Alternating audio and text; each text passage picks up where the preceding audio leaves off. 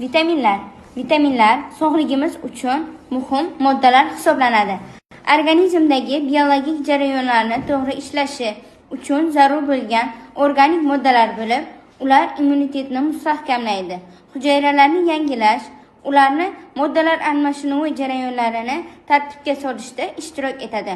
Turli mahsulotlardan turli ravishda olish mumkin.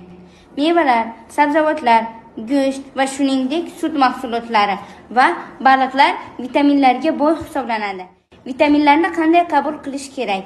Muvozanatli ovqatlanish orqali organizm uchun zarur bo'lgan vitaminlarni katta qismini olish mumkin.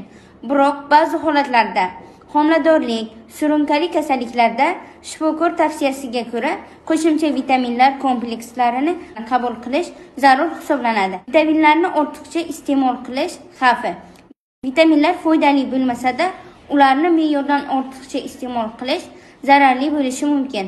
Masalan, ba'zi vitaminlar ortiqcha miqdorda jigar, buyrak, yurak va suyaklarga ta'sir qilishi mumkin.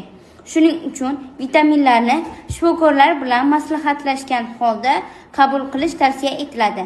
Sog'lom turmush tarzini saqlash va vitaminlarga boy bo'lgan mahsulotlarni iste'mol qilish organizmni mustahkamlaydi.